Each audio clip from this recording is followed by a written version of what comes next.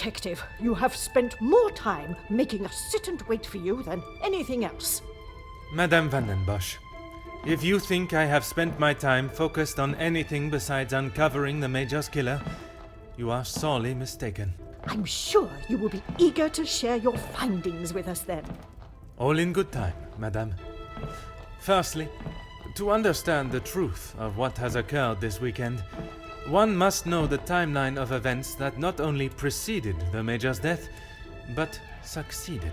We are all well aware of what happened before, Detective. You can save your breath.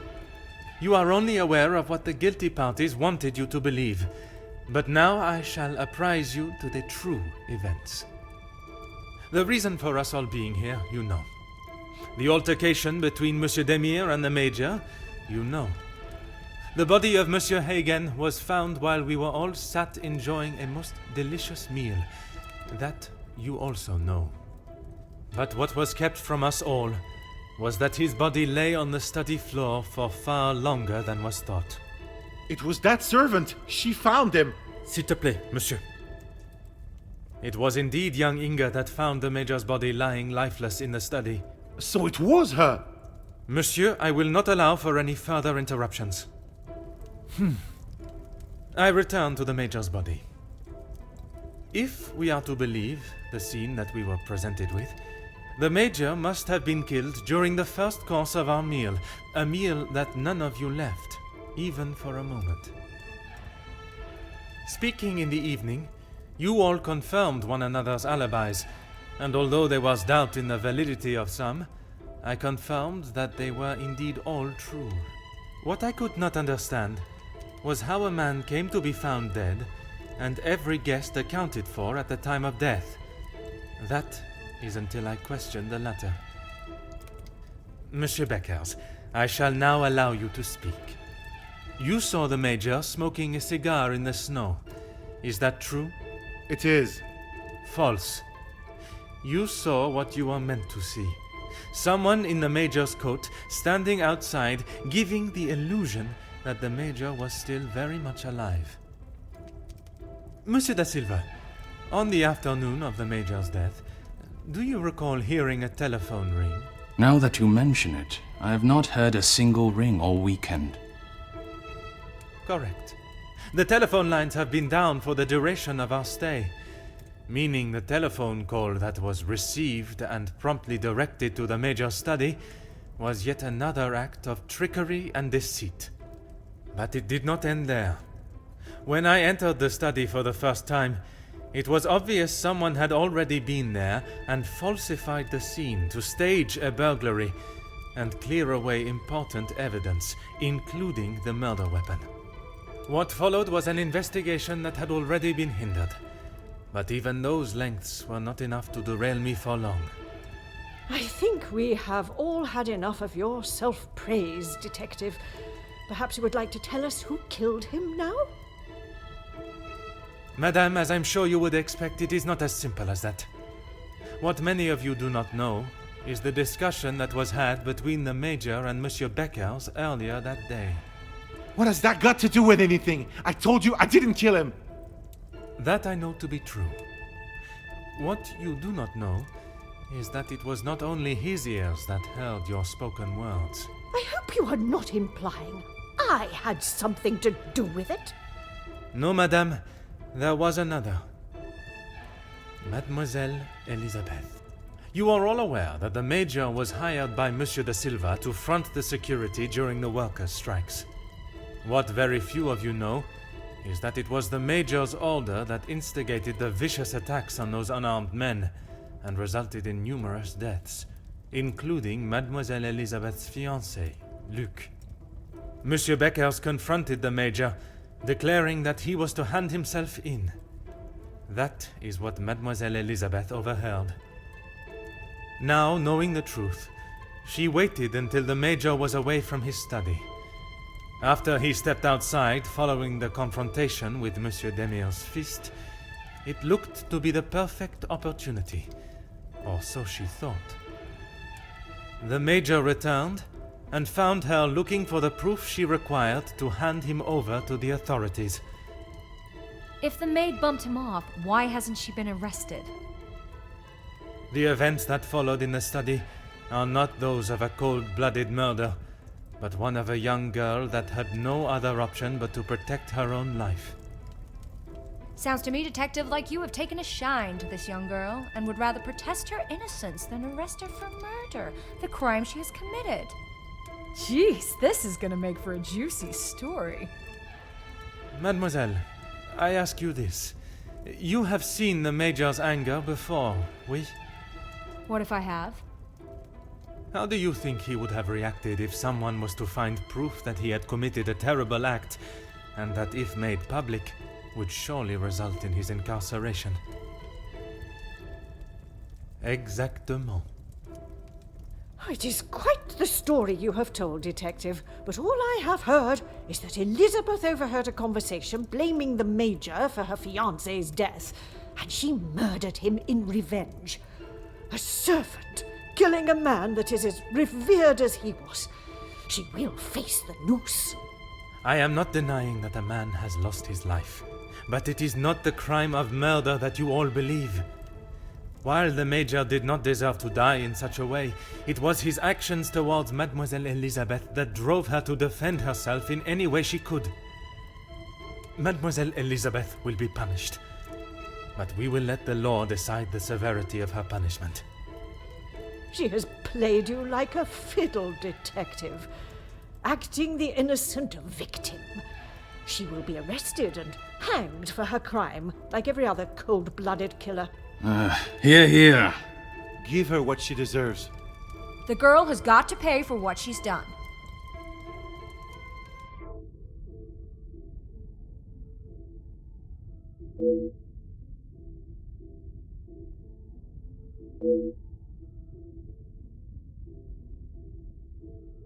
Those of you that are calling for the hanging of Mademoiselle Elizabeth, have you forgotten the roles you played? Your actions have been far from innocent. Look, Detective, I see where you are going with this, but it's not going to work. Mademoiselle Conrad, if you are so confident of your innocence, perhaps we should begin with you.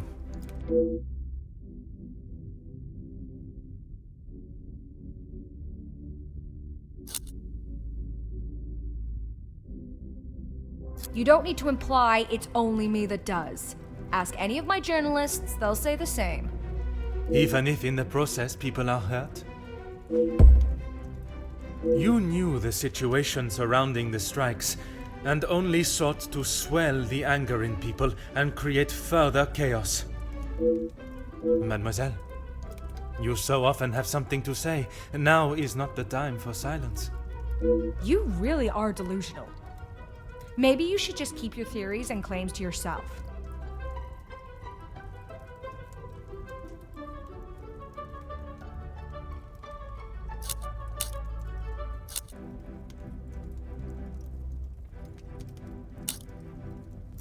You obviously have no idea what goes on in my world.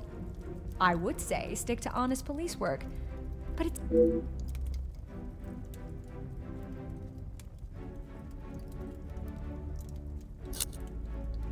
Look, it's... Mademoiselle, I do not have time for your excuses. Do you wish to state your direct involvement, or should I? It's not... Okay, fine. Yes, the story was going nowhere. There was a deal on the table, and it was going to be done and dusted. Everything you said is true. I wanted the story. The scoop that would have blown the others out of the water. I never wanted anyone to get hurt. But I can see what I did wasn't right.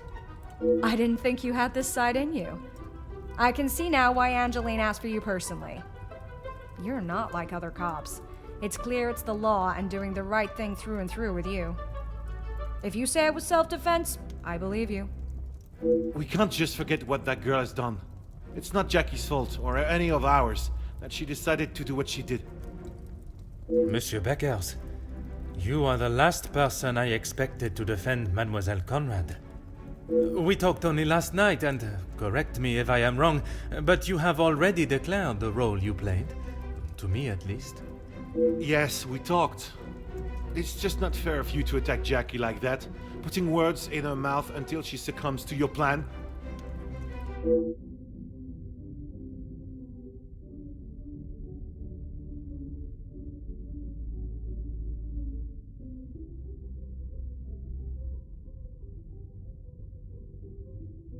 is ridiculous. It was a peaceful strike. We only wanted what was deserved.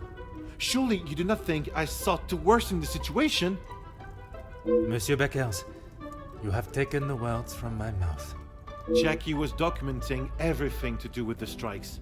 She wanted our story to be heard and wanted to know how I was handling the negotiations. And they were handled by yourself? Naturally. If I cannot handle simple negotiations, I am not fit to be in the position I am in.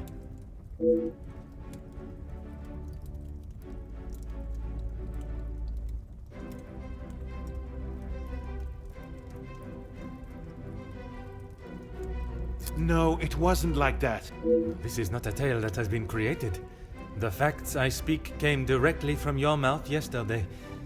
Why is it you cannot admit she exploited your passion and desire for your men in front of the other guests? Nothing is ever simple, Detective.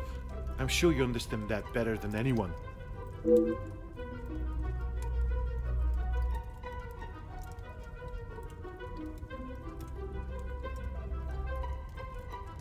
You're right, Detective. I have tried so hard to deny my part, but I know only too well that my decisions led to the death of those men.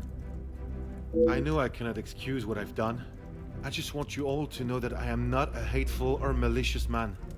I only wanted to prove that I was the right man. I have lived in other shadows for so long. I thought I would be able to finally step into the light and be the one that everyone remembered, not forgot. Monsieur da Silva offered me a deal and I turned it down. I thought I was doing right by the workers. But it was only myself I was thinking about. What more proof do you need? He said it himself. I made a generous offer to reach a resolution, and he turned his nose up at it. It was not that simple, though. Oui, an offer was made, but Monsieur Beckers and the workers would never have been forced into that position had their working conditions been satisfactory to begin with.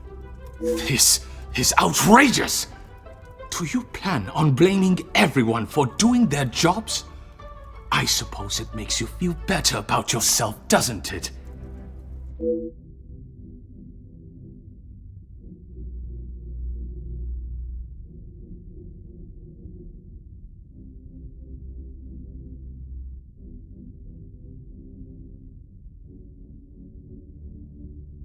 It may be a big deal to you, but I am used to workers not being happy with something.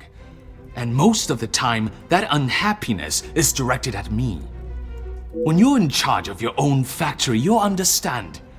I handled the situation the best I could.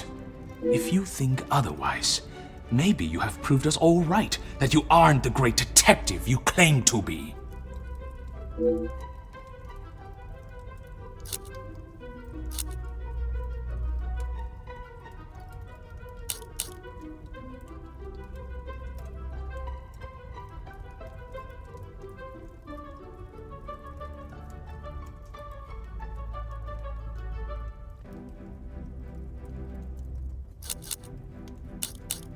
I'm the next target, am I? You are certainly not making any friends here, Detective. We can all see right through you. Whatever you have to say, we have known each other for years, and it will take more than a young, cocksure detective to waver their support of me. Monsieur da Silva, you seem to have forgotten our previous conversations. I recall them just fine, thank you. A police officer trying to manipulate facts to fit his own agenda. Shocking.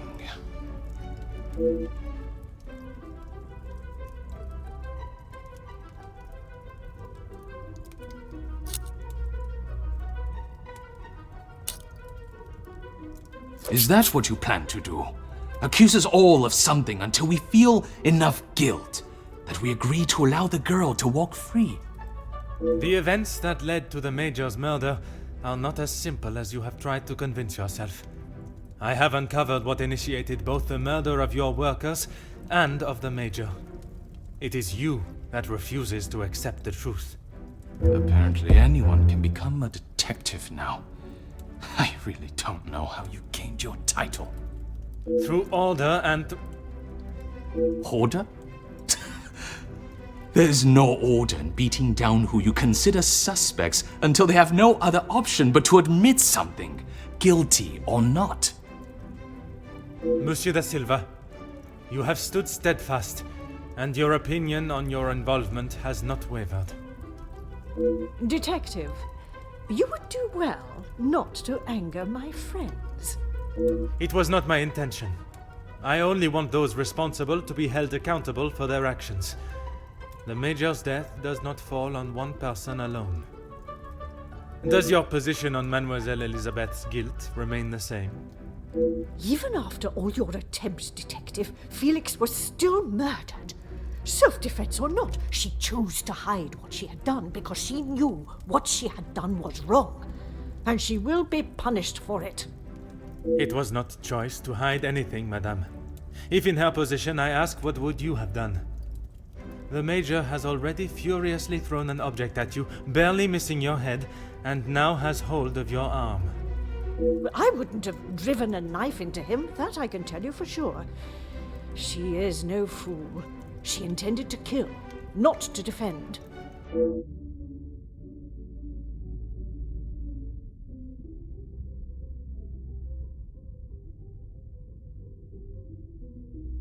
Quite presumptuous of you to assume violence is in his nature. Putting my own feelings towards the Major aside, he was not an honorable man, at least at some time in his life. He must have been for you to allow him in your house for so many years.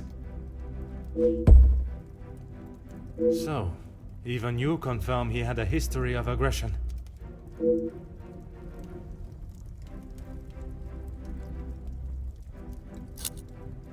You have no idea. He was there for us when we needed him. You were there for him when he needed free room and board. That is not the case, and you know it. His actions are unforgivable and should not be defended by anyone. You judge him so harshly, but I return the question. What would you have done in his position? He had made mistakes. I will not deny that. In those moments when a decision had to be made, it fell to him, and he did what he saw fit.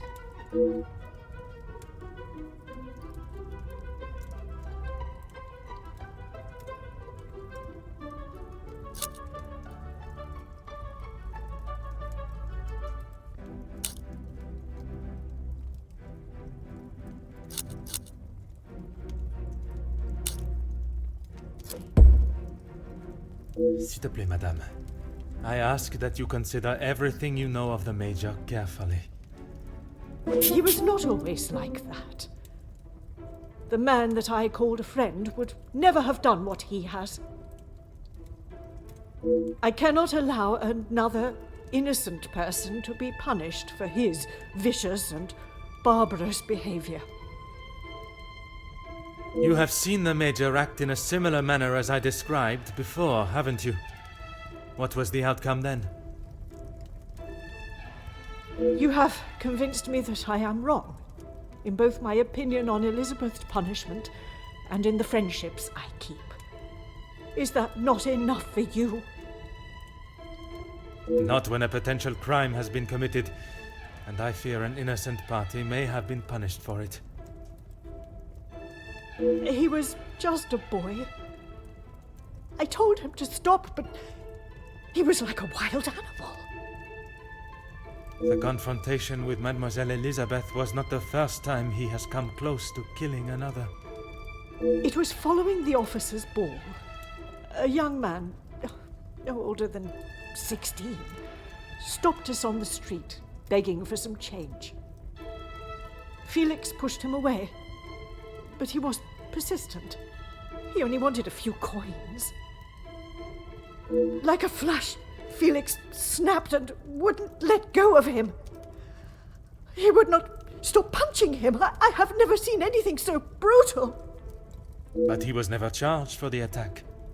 Felix called the captain at the station and said that the boy had tried to rob him. and he was merely defending himself. The boy was thrown behind bars without a second thought. It was a full week before the bruises on Felix's knuckles finally faded. And even after witnessing such a brutal assault, you still support him. You still believe that he had not attacked Elizabeth. The days following, he showed no signs of remorse, no apology to him or to me. I blamed it on the amount he had had to drink. But when you began talking about him finding Elizabeth in his study, I somehow knew it had happened again. Had you been open about the Major's temper, this could all have been avoided. When you tell the court the truth, Mademoiselle Elizabeth's self-defense plea cannot be ignored. Just when I thought I could not see a more spineless move. Excuse me? You allowed a bully and thug to remain in your house and endanger your family.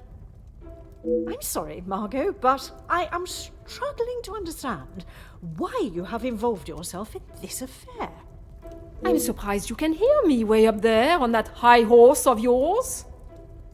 How dare you speak to me in that way? Who I decide to keep in my house is my decision and no one else's. I can see that.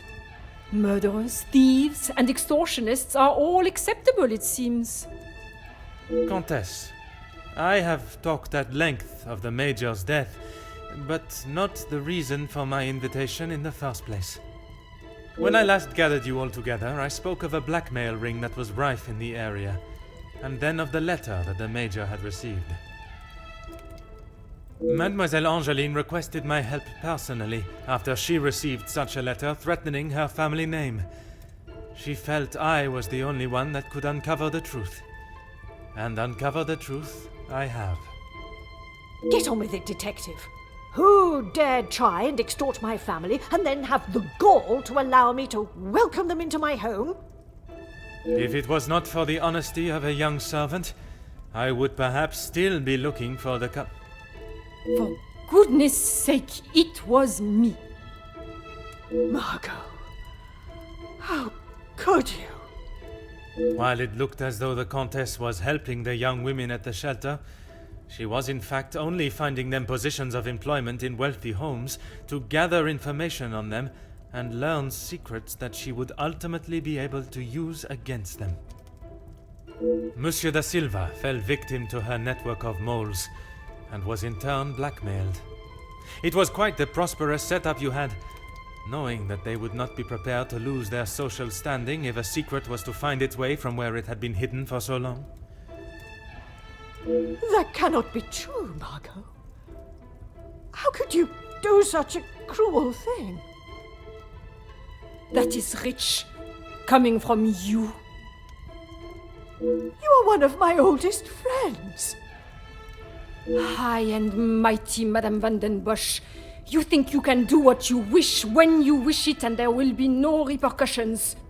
You are as bad as all of them. If I do not get a straight answer out of you, I will march you to the police station myself. I'm surprised it took the Major this long to start living with you. He must have been on the edge for some time. How dare you speak to me like that? In my own home. A home you share with the father of your daughter for so many years, and she still remains none the wiser. You have no right. Maman! Angeline? Have you heard what she has admitted to? She is merely trying to make herself... Is what she says true? Felix, he was my father? That is the secret that the letter was talking about, isn't it? You told me that we had nothing to hide. Detective Poirot, were you aware of this? Oui, mademoiselle. But it was not my place to repeat.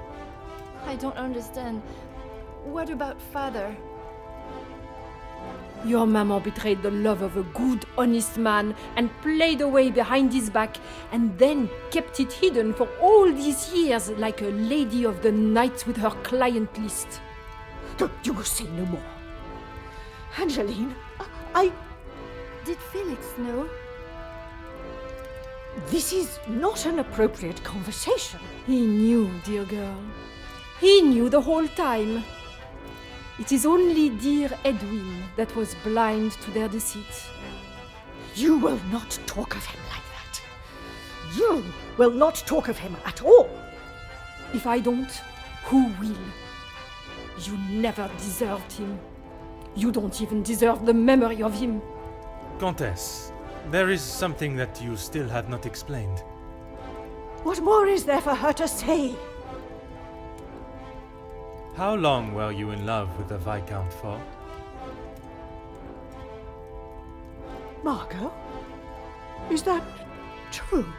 We were destined to be together. And then you turned up. And I was all but forgotten about. But you were nothing more than friends. And you made sure of that, didn't you? From the day you arrived, it was all about what you wanted and what you had to do to get it. You didn't consider Edwin at all. He was just a purse to you. I loved my husband, and I miss him every day. Loved him enough to stray? Both of you, no more! Please, Angeline, let me explain. Maman, I do not wish to hear anything else from you. Not even your own daughter wants to hear your lies anymore. Cassandra Van den Bosch, all alone. How dare you!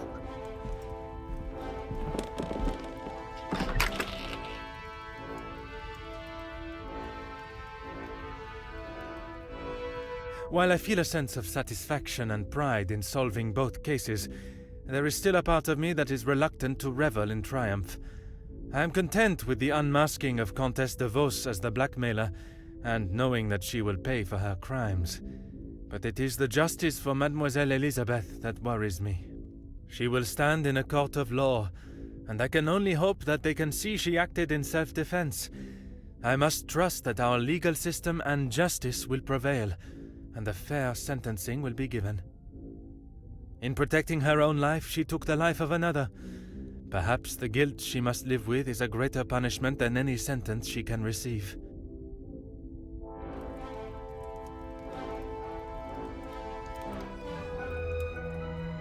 Comtesse de Vos was taken from Nemozinet House in cuffs and placed under arrest. Although she initially tried to plead her innocence, Inge, along with a number of other girls that the Comtesse had found employment for, came forward and made full statements. She was charged with 5 counts of blackmail and extortion and sent to a house of corrections, where she will have a new life to become accustomed to.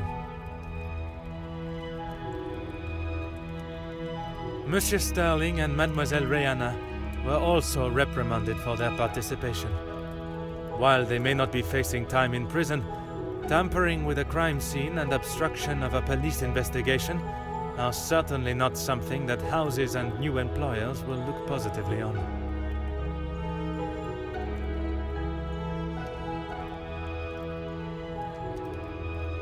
Mademoiselle Angeline finally became Madame Demire, and together they took up residence in England, where Monsieur Demire continues to support and fight for fairness and equality in London. I am happy to say that we have remained in contact, and Madame Demire has become a regular correspondent of mine, and the latest joyous news is that they are expecting a child of their own.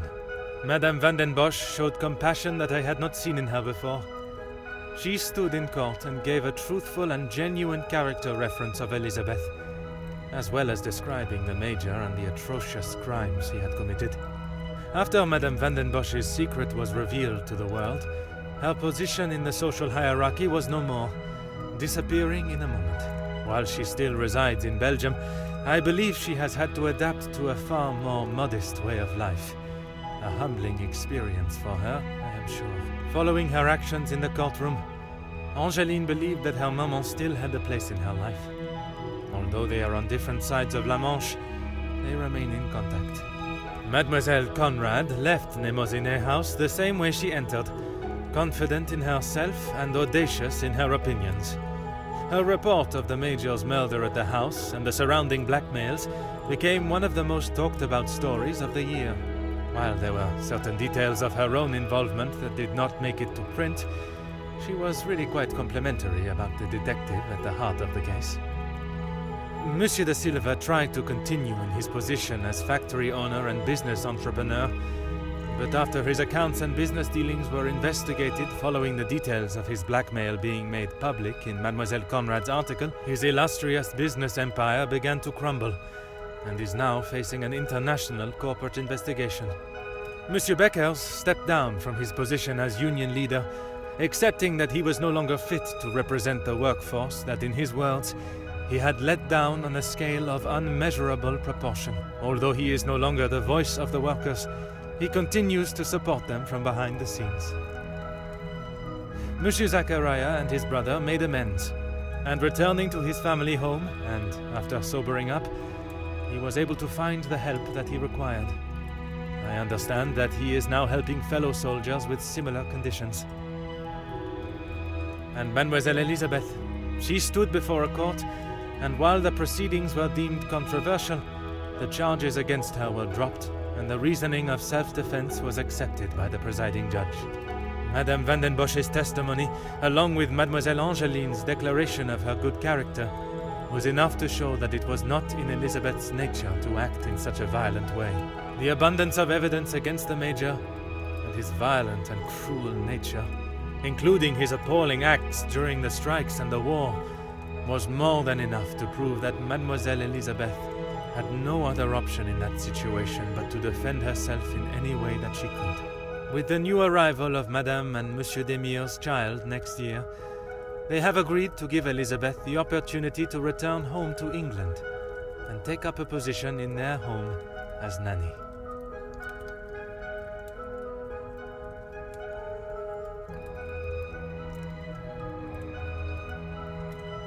The death of Elizabeth's beloved Luc has been at the center of everything. Had those in positions to help not acted with only themselves in mind, perhaps he would still be alive today, and the Major would have paid the price for his own crimes in the eyes of the law, not at the blade of a knife. The blood of Major Felix Hagen will remain on Elizabeth's hands, a stain that wherever she is and whatever she may do, she will never be able to wash clean. However, it will remain as a reminder to not only her, but all of us, of what we as human beings are capable of to protect ourselves. We all have something that may be considered shameful or sinful, and it is how we deal with it that shows our true character. Those involved in the riots, the workers' deaths, and the Major's killing believed themselves to be untouchable. Whether it was from their social standing or their confidence in themselves, they learned that everyone is accountable for their actions. There is no exemption because of the suit you wear or the money in your bank account. There is no price to a man's life. It cannot be bought or traded or discarded. No man is better than another, including Detective Hercule Poirot.